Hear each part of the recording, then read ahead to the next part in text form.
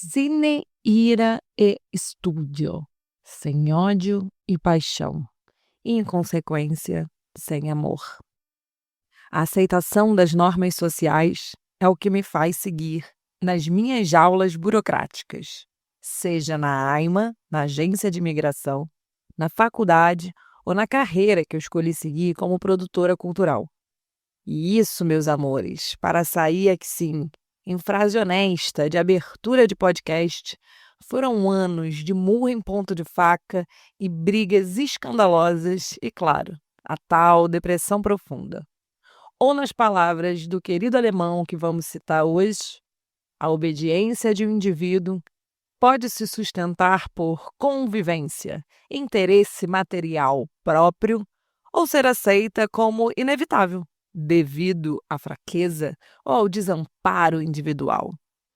E eu estou bem na fase aceita que dói menos. Olá, ouvintes, eu sou Chayana Furtado, criadora do projeto Se Organiza Artista. Toda semana eu compartilho com vocês uma carta, dessas bem íntimas, feita de sonho, raiva, amor, insônia, planilha, organização. Sobre o que é viver de arte e tentar também seguir vivendo apesar de todos os vários pesares, e hoje vamos falar sobre os pesares burocráticos. Essas newsletters são como um diário narrado de uma produtora criativa tentando existir com dignidade no meio do caos e às vezes com alguma leveza também. Aqui eu misturo as minhas experiências pessoais e a loucura deliciosa de viver de arte, enquanto tento desvendar como criar novos imaginários onde possamos também viver para a arte. Aqui a gente confessa o inconfessável e eu espero que elas funcionem como um espelho, refletindo que despertem em vocês as faíscas da criação. É uma carta para você que também anda tentando fazer caber vida, trabalho, sonho, dinheiro, tudo no mesmo corpo. Então, se você está aí, tentando não desistir do seu processo, tentando descobrir onde está a sua âncora que te permite navegar em paz, se organizar como tentativa de resistência ao caos, tentando nomear o cansaço e ainda assim continuar, você está no lugar certo. Então, bora se organizar? Hoje é dia 25 de setembro de 2025 e chegamos na cartinha número 49.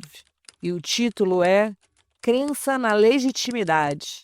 Na fila da agência de imigração, com o texto do Weber na mão, nasceu essa carta, que espero que realimente a fagulha de me reapaixonar por mim, sendo eu outra. Assim, vamos na fé de querer acreditar que a burocracia ela pode armar jaulas, mas a legitimidade pergunta por que a gente obedece? Mas às vezes é só sobre, cara, bora seguir, porque assim, mesmo que doa, a gente precisa seguir. A ideia de legitimidade, ela ganhou relevância nos estudos do sociólogo alemão que eu citei aqui quando eu comecei esse episódio. O nome famoso dele é o Max Weber. O esforço empreendido por Weber para analisar a legitimidade pode ser entendido como a busca para responder à tradicional questão: qual a última razão pela qual, em toda a sociedade estável e organizada, há governantes e governados, e a relação entre uns e outros se estabelece como uma relação entre o direito, por parte dos primeiros, de comandar, e o dever, por parte dos segundos, de obedecer. Essa virou a nova eu, temporária, a eu acadêmica, exposta agora a pensar e tentar me enquadrar num tal pensamento racional capaz de ser legitimizado ou legitimado na academia. E na academia aqui, essa academia, a academia da universidade. Porque, cara, não é fácil nunca caber nessas tais 4 linhas, metáfora podre, das regras do lugar onde a gente está. E eu, artista, eu, escritora de newsletter, carta-ensaio, que trabalho aqui no meu fluxo de pensamento, eu que misturo cultura escrita com cultura oral e falo, escrevo, falo, costuro pensamento enquanto falo e escrevo e faço esse elástico chiclete trabalhoso na construção dessas cartas podcasts. Agora eu tô aqui, na fila da Aima, lendo Weber, começando a rascunhar essa cartinha da semana. E nada mais bonito que ler sobre dominação burocrática e seus significados enquanto eu estava lá, pedindo um certificado na confusão que é na agência de imigração aqui em Portugal, para validar parte da minha existência nesse novo país.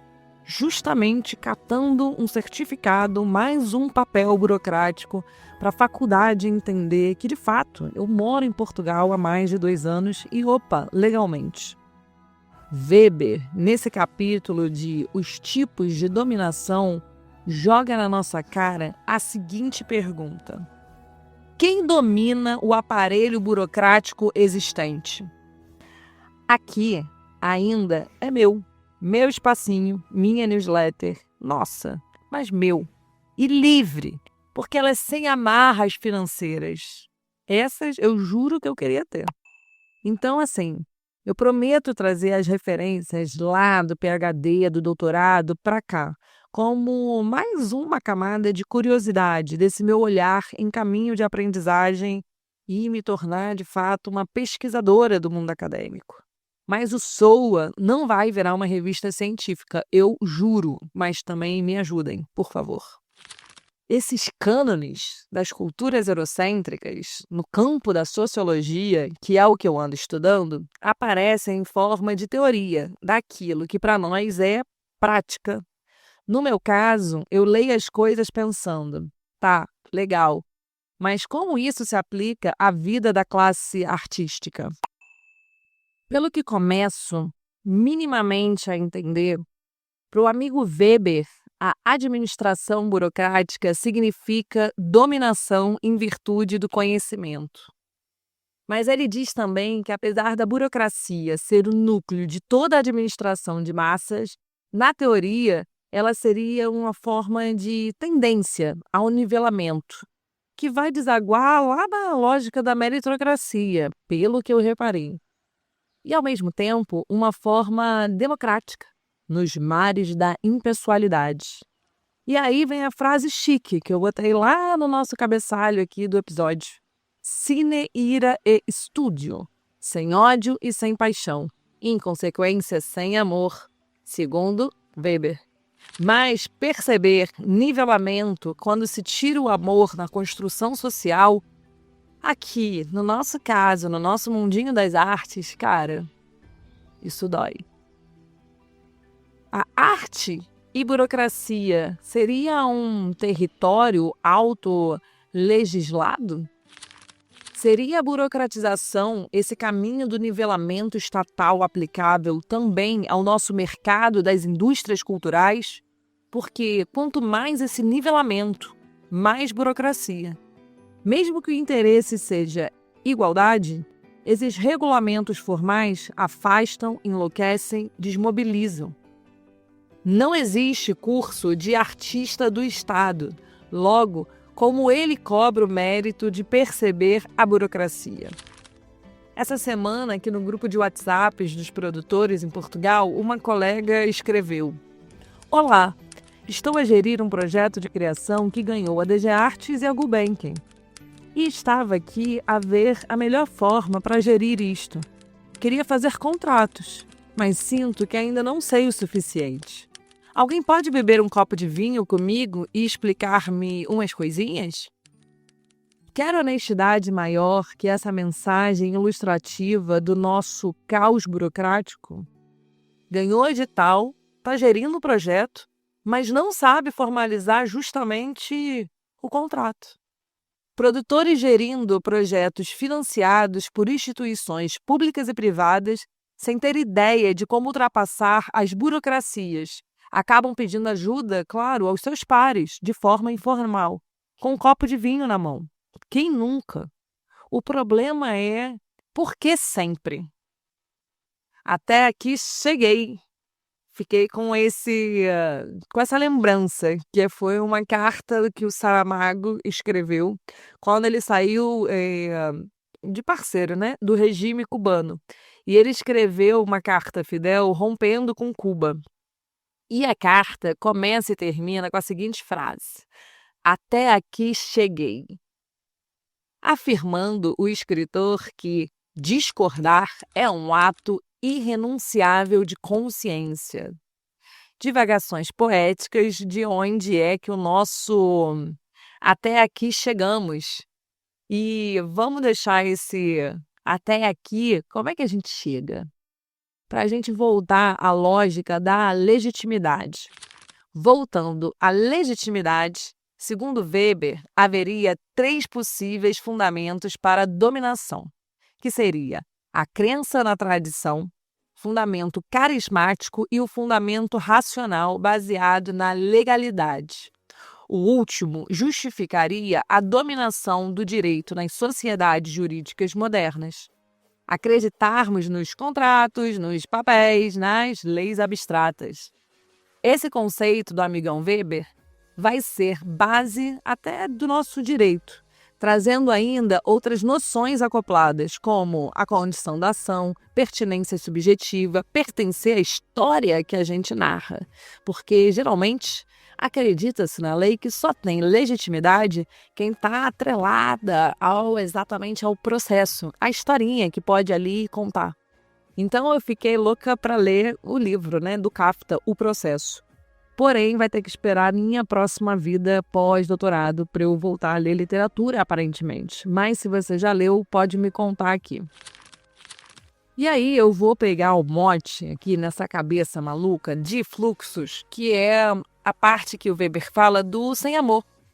Porque eu estava na aula na segunda-feira, no doutorado, e o professor que está incumbido de dar para a gente, no primeiro período, a ideia do que são métodos científicos, ele virou para mim e falou: menina, não foi exatamente assim, mas vamos aqui na reconstrução da minha fala por mim mesma. E, cara, você é muito apaixonada pela sua tese e pelo seu tema de estudo, mas o rigor científico pede afastamento dessa paixão. Tira a paixão e a emoção da equação científica. Eu acho, quero eu achar, que os cientistas também são artistas, porque, né, é isso que eu estou dedicando muitas horas e toda a minha energia de tempo nos meus futuros 3, 4 anos. Então, assim, até nessa ilusão perversa, eu acho que tem um pouco de arte de você achar que você é capaz de separar de alguma maneira a paixão do seu objeto de estudo.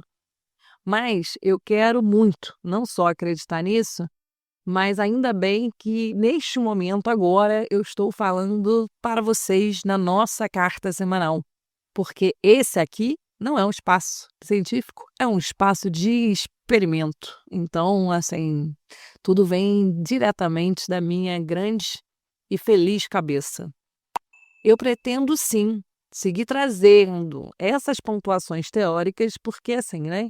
É o que eu estou vivendo agora. Então eu vou continuar existindo nessa nossa troca de escritas e de fatos, e é Weber que eu ando lendo por aqui. Mas lá, muito inicial. Então, é preciso adicionar agora, nessa esfera de produtora, da democratização da burocracia, que é o processo do SOA, e da fé, e dessa pele nova de pesquisadora que está se criando aos ambientes diversos. E entender que essas fronteiras, na verdade, são fronteiras borradas. E como usamos os processos de legitimação, no meu caso agora, acadêmica, sem perder a ternura jamais. A ciência pode até me pedir afastamento, mas não vai me pedir solidão nesse processo, por favor. E assim, diante de tudo isso e mais um pouco nesse cruzamento, eu comecei a pensar, então, o que seria legitimidade no mundo da arte? E fiz um pequeno resumão mental até o momento desse contexto artístico, esse conceito na minha cabeça, ele se aplica de duas formas diferentes, basicamente, resumidamente, que seria a autenticidade. A legitimidade, geralmente, ela está acoplada a uma obra que está vinculada ao que a gente ficou ouvindo durante séculos sobre pureza, sem adulteração ou fraudes na autoria. E sabemos bem o peso dessa aura pueril, a obra de arte única na história da arte. E no segundo lado seria parte dessa legitimidade viria através do reconhecimento, geralmente o reconhecimento dos pares. A gente não quer reconhecimento da sociedade falando que o que a gente faz é arte. A gente quer o reconhecimento de um curador, de outro cineasta, de um outro escritor. Essa legitimidade acaba vindo através dos pares, assim como na ciência. Me parece, mas aqui eu tenho direito de errar, porque é um caminho que a gente está fazendo publicamente. Olha que graça. Então, assim, se eu vou pensar em reconhecimento e legitimidade no mundo das artes, a legitimidade ela pode estar vinculada a esse processo mesmo que é que um artista ou obra perante a esse sistema da arte. E aqui eu repito, sistema, que pode ser mercado, que pode ser indústria cultural. Esse conceito de sistema da arte eu também quero estudar melhor. Eu quero muita coisa, né? Tô querendo coisa demais, nada como o início de um doutoramento. Mas eu volto do futuro. Mas vamos aqui no passo a passo. O que é cristalino é que não existe conceito absoluto, mas sim uma série de elaborações discursivas que conferem estatuto de arte a um objeto, coisa, ajudando a sociedade, a nós, a construirmos sentidos diferentes do que seria exatamente uma obra de arte. Cada cultura e sociedade enxerga a arte de forma diferente. Mas isso não é novidade. Mas a gente, às vezes, se esquece. Se queremos embarcar no jogo da legitimidade do nosso trabalho, vamos ter que entender melhor as relações de poder e dominação na cadeia social em que atuamos. E, sem dúvida, encarar a burocratização.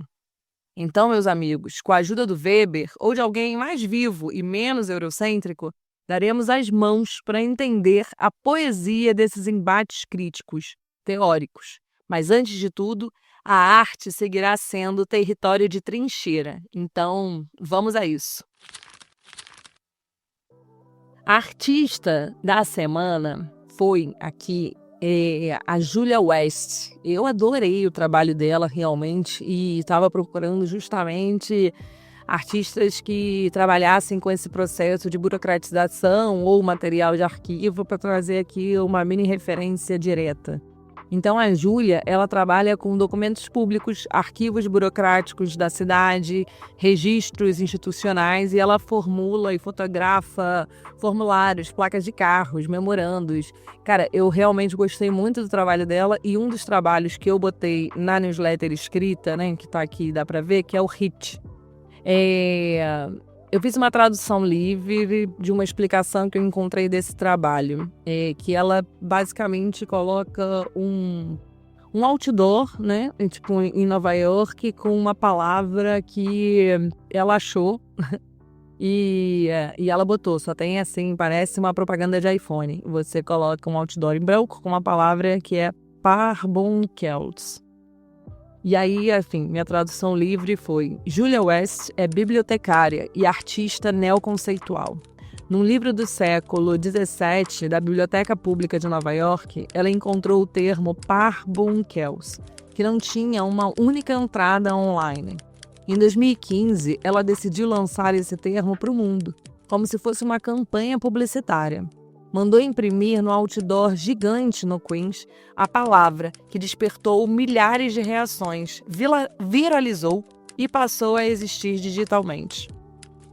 Com esse gesto, West questiona o engajamento público e mostra o frescor de uma tela em branco na internet. Cara, tudo que eu joguei no Google dessa palavra, eu achei a dinâmica muito interessante de você jogar no público um outdoor, essa coisa do museu em parede, rua, é uma coisa que eu sou realmente muito apaixonada e então eu indico irem atrás dessa curiosidade também, que é jogar essa palavra no Google Parbum, eu vou deixar o link na descrição do episódio, se você está ouvindo nas plataformas de áudio. E aí você entra direto nesse caminho, que é muito interessante, sobre arte, legitimidade e a proporção que uma legitimidade pode ter. E também deixei uma matéria da New Yorker sobre isso, que é muito legal.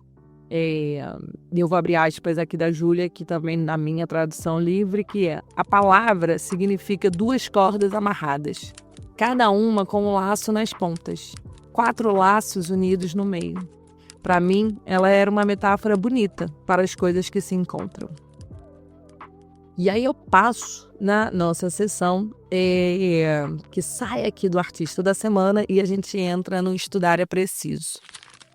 E eu vou deixar um artigo para vocês no link de descrição do episódio. Na verdade, são 3 links, que não é do Weber, fica tranquila, porque aqui ainda não enlouqueci, e a gente vai focar, como a gente tenta, em mulheres vivas, em pessoas vivas principalmente. Então, eu vou colocar 3 artigos da professora e pesquisadora do Instituto de Artes da Fundação da Universidade, Federal do Rio Grande do Sul, que é a Bruna Fetter, que eu não conheço, mas terei um prazer imenso de falar. E aí, Bruna, vamos teclar, porque eu gostei muito do trabalho dela. Que a pesquisa justamente dela me parece ser o tema da legitimação artística. Então eu deixei um artigo, que é o papel do mercado na legitimação artística e alguns reflexos para as histórias da arte em construção. Encontros que ela tem, que na verdade são séries de um seminário e trocas que tem online, que também é promovido pela faculdade, que é bem interessante, chamado Sistemas da Arte, Agentes, Mecanismos e Instâncias de Legitimação, e o site que ela criou para abrigar a pesquisa dela. Porque é isso, galera, realmente pesquisa científica para mim só serve se tem troca com a sociedade. Então, estudar é talvez a forma mais bonita de celebrar o desejo. Seja esse estudo acadêmico ou não, esse tempo de dedicação que a gente tem para aprofundar em coisas que a gente tem desejo de saber mais, de descobrir, que a gente tenha curiosidade, não só para aumentar o nosso repertório como ser humano e com a nossa arte, mas que a gente aumente todas as fronteiras da nossa imaginação. Porque mesmo quando parece incompatível com todo o resto, são essas possibilidades de encarar novos mundos possíveis que vão fazer a gente estar sempre resistindo diante das nossas lutas. E voltar a estudar, no meu caso, foi mudar um pouco as prioridades. Então, as cartas da semana que saíam às terças-feiras, agora elas saem às quintas-feiras, para me dar mais tempo e respiro semanal, porque realmente eu estava enlouquecendo no fim de semana e não aconselho. Eu jamais vou abandonar esse espaço aqui que eu criei, porque é a minha prioridade. Então, mas eu preciso me adaptar a essas 24 horas de um dia. E estamos indo devagar no famoso não tô dando conta, só que eu tô dando. Porque não desistir é aquela camiseta que eu tô, que eu tô vestindo. Morri, mas passo bem. Ou também pode ser outra: não desistir, mas também não sobrevivi. E venha comprar na loja do Soa, mais perto do seu clique, em breve. Mas eu reforço o convite que quando a carta, por algum motivo, e provavelmente é o motivo de tô atolada, não chegar, seja um pouco solidário com esse processo. É um compromisso que eu tenho antes de tudo comigo mesma, mas claro que eu também tenho com vocês. Compartilhar está sendo muito gostoso e claro que doloroso, mas extremamente prazeroso, e graças a essas pessoas, de primeira instância que têm me dado a mão, que não desistem de mim, que me dão dicas a cada semana de como tá melhor, como fazer vídeos melhores, como chamar mais atenção, como cumprir o objetivo, que é trocar e fazer com que meus artistas não desistam. Se faltar o presente, revisite o passado e, por favor, invista no nosso futuro. Precisamos de apoio para não desistir também. Seja compartilhando, escrevendo uma DM, dando estrelas, sininhos, ou simplesmente revendo a sua própria trajetória de não desistência. Essa carta ela é sustentada pelos leitores, então para receber novos posts e apoiar o nosso trabalho, eu, por favor, peço que você se torne um subscritor gratuito ou pago.